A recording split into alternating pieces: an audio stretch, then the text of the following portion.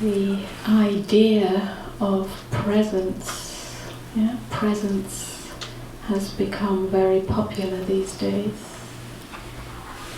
Practicing presence, becoming more present.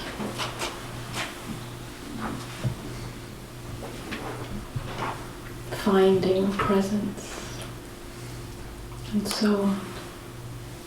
Yoga teachers, meditation teachers, mindfulness teachers all talk about being present, being more present.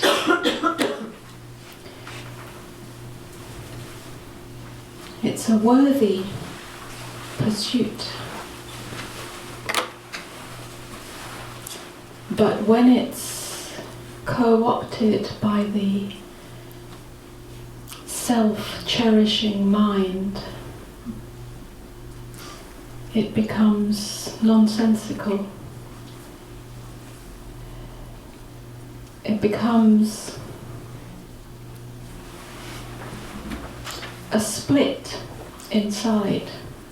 The very mind that is trying to become more present has divided itself. It's as if presence has become synonymous with not thinking, having no thoughts. It's as if presence has become synonymous with just a vacant space.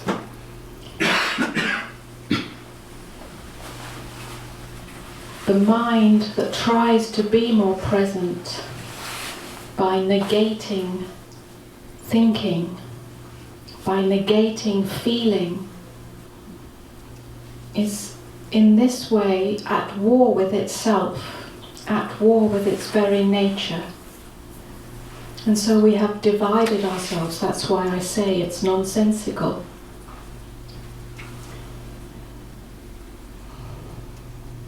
The idea that we can be more present is nonsense. The idea that we can practice presence is nonsense.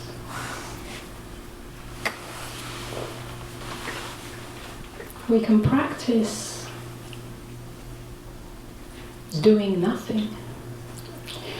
We can practice, or we can try, to cease all thinking. We can practice or try to keep feelings at bay so that we can be more present. But ultimately we're fighting a losing battle.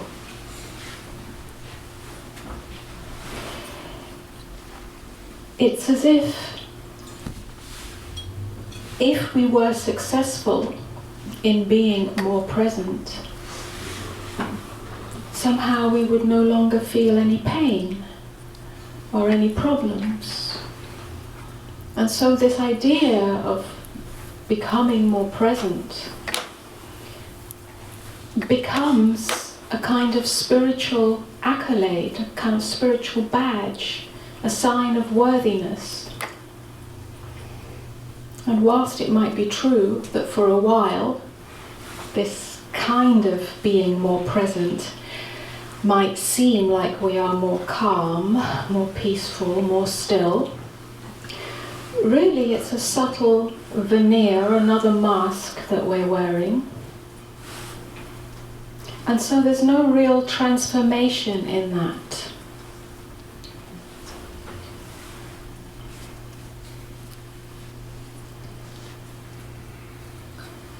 What is more useful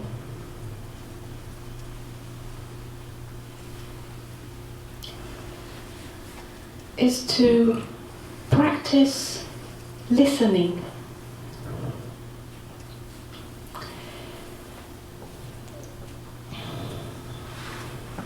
To practice listening not with the self-cherishing mind.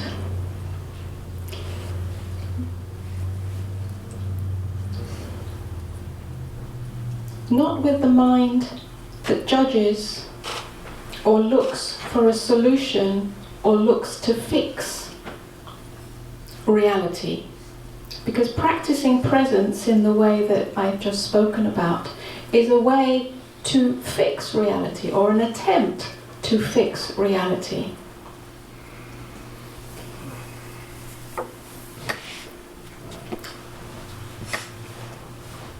Listening, just listening, is a more intelligent way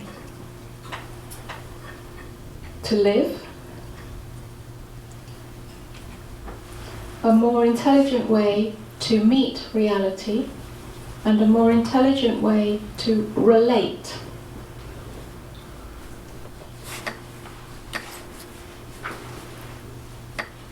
For instance, when a friend, somebody close to us, a friend, a mother, a father, a brother, a sister, a husband, a wife, a lover, is in pain,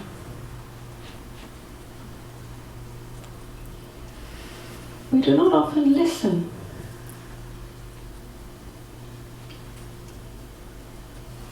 We do not often truly listen. We attempt to fix. We attempt to provide a solution. We attempt to provide an answer. We attempt to give advice, to fix the problem, to alleviate the pain.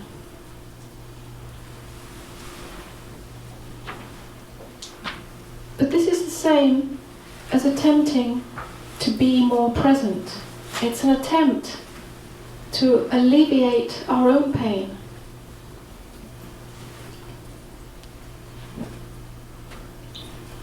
It's an attempt to find a solution, an answer, so that we don't feel what's truly here.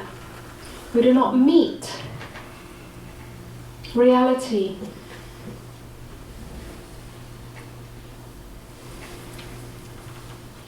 in what is truly here.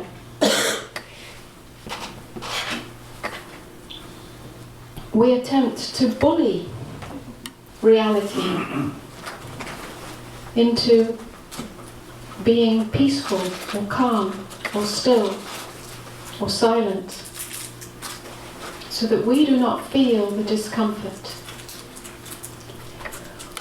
When we truly listen, and I give the example of somebody who may be in pain, physical pain, emotional pain, somebody close to us who may be attempting to express something that they're struggling with. And very often, when somebody is in pain, physical pain, emotional pain, what is expressed is not definite. If there is confusion or doubt or despair,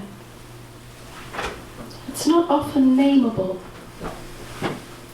So they flow in and out of the expression of that, of the feeling of it.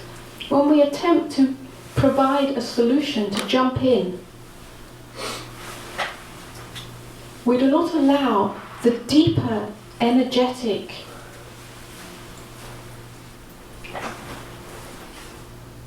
movement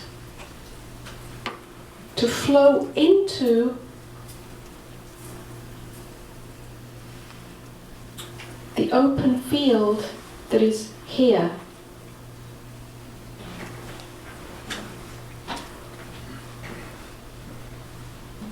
Everything yearns to emerge, to arise out of the darkness, to be fully held in this openness. This open field is what we might call true presence. There's no avoidance in that. There's no attempt to fix. When we truly listen in the open field, we're not bringing judgment or narrative to what is here. We're simply meeting.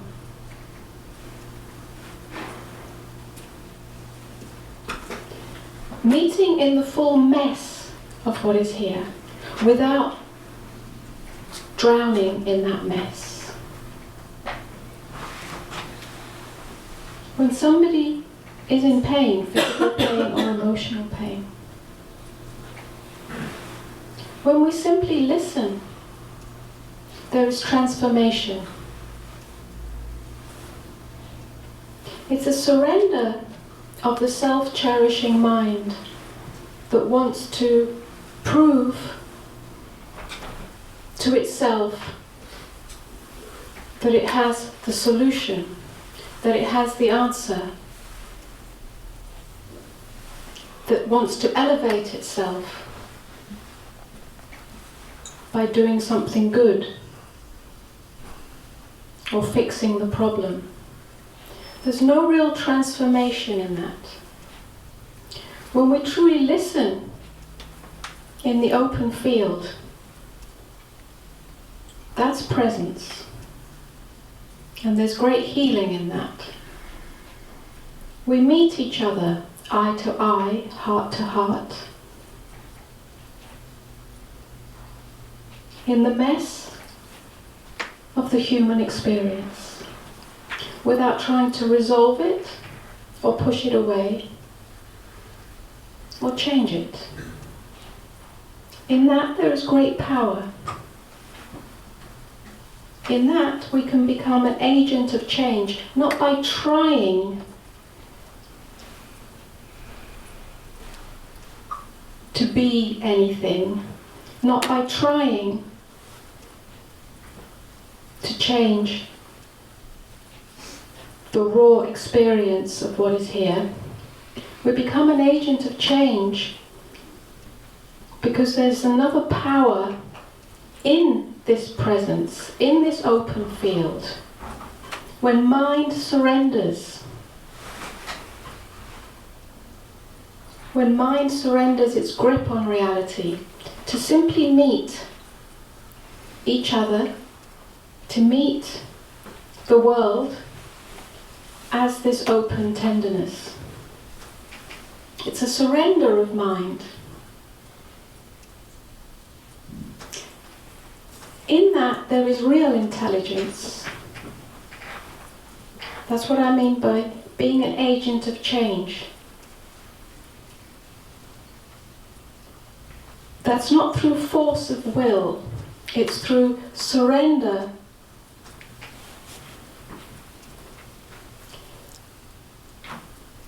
Surrender into what we might call the beloved, which is the open field of presence. And here there is a possibility of true change, a change that is not to do with our willfulness. When we meet each other in this way, when we meet the world in this way, when we meet ourselves in this way, there's the possibility of true transformation. Something shifts inside from mind's grip, from ego mind's grip, where we fall into true presence, and there is no avoidance of anything in that. There is no avoidance, there is no transcendence, there is no denial, there is no suppression or repression. we listen to reality, we listen to each other, we listen to the world, and we listen to ourselves. We listen to what is deeper than the jaggedness of the words, to what is deeper than the complaints, to what is deeper than the victim story.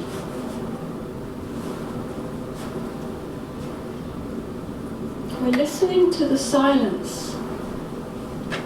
We're listening to the openness. There's a deep relaxation in that. Relaxation of all attempts to manage reality. And in that relaxation, which we could call listening from silence, we are more likely to hear an intelligent impulse,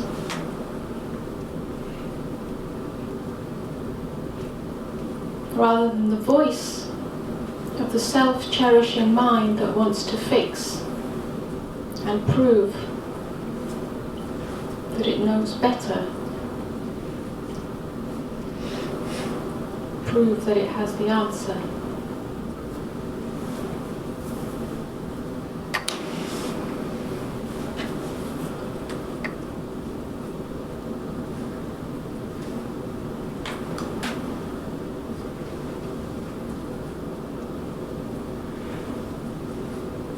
So the invitation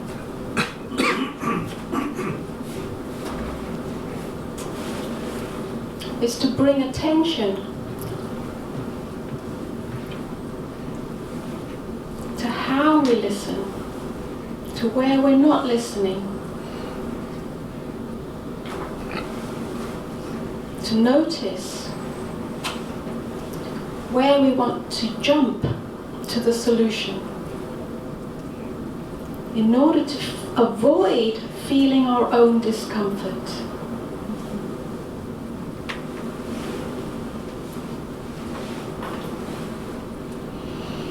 In order to avoid meeting the brokenness of the human condition.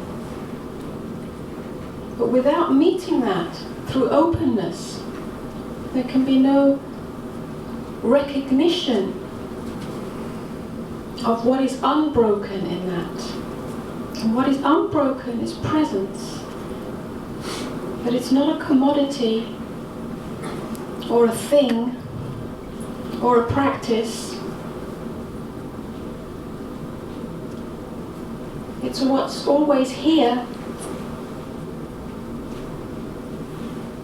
when we stop trying to fix things in the mind, yeah? Trying to fix things through our judgments, through our rights and wrongs, through our self-righteousness.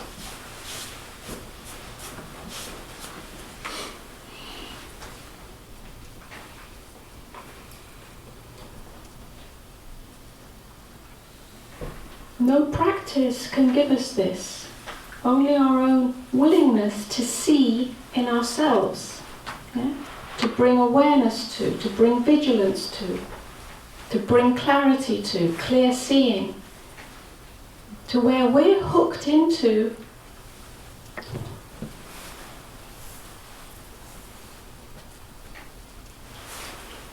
trying to avoid or deny or suppress or fix or solve the bare facts of our experience. When we bring this clarity, when we bring this clear seeing, when we bring this vigilance to our own experience, how we meet ourselves, how we meet each other, how we meet the world,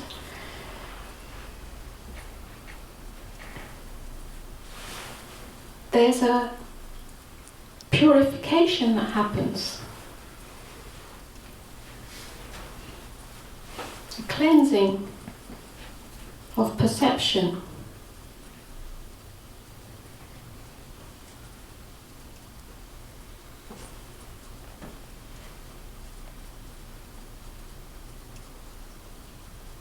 And in that cleansing, we realise that this is it. We're already here. We don't have to do anything to be more present.